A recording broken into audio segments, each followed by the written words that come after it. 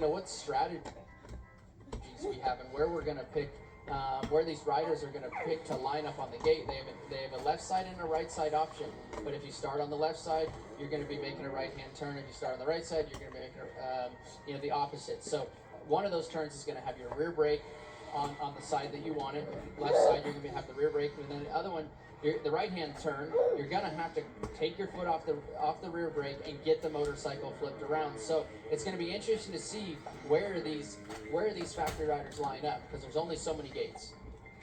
If you look on the left side of your screen, I do want to point out, you'll see Austin Fortner right there on the 55 in third spot overall. That's because we had unseated qualifying happen earlier. So this is combined points from unseated and seated. You'll see Fortner drop a little bit, but at the end of his seated run, he was the fastest qualifier with that 120.782. So now Joe Shimoda, who is running that 121, has bumped it up to 119.577. So you'll see some of the racers on the left side of your screen who are in the unseated.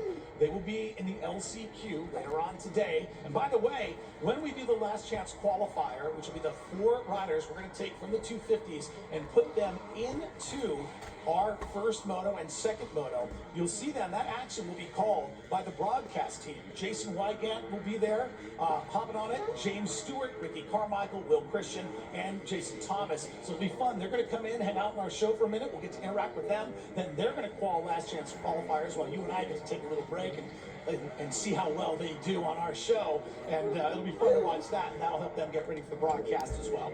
Looks like we have Haiden here on a fast lap, trying to get a good time in for gate pick. Really pushing the track right now. What I'm looking at and what I'm seeing with this track is, man, it's still not all the way broke in. There's some shiny spots, so there's some wet spots. The sand still doesn't have a defined line in it yet. So really, it's going to be interesting to see how the track develops, and if fastest time will come out of practice 2, or if it's going to come out of this first practice. I'm looking at the screen over here, and I don't know if you noticed something similar up there, but Hammaker, Shimoda, Mumford, all on the Kawasaki, and they're 1, 2, and 3. Mitch Payton, during the Pro Motocross Championship, was interviewed by Jason Thomas, and he said, we found something. He wasn't very specific about what they found mid-Pro Motocross season, but they found something, maybe a tweak in the engine, maybe a different suspension setting, but whatever it was, I'm assuming it's with the engine. Probably shouldn't speculate, but I'm assuming that's the case. Well, that's why you have me on the show, Dave. I was going to say, I can give you I would love to have you tell me about this. What do you think, Mitch? Again, he didn't tell us what it was. It's kind of vague, but what do you think they found, even in general, to get these guys going quicker? Right now, 3 of them in the top 4. Well, as we know, I think all these teams have been chasing after Star Racing's, Yamaha 250. Today.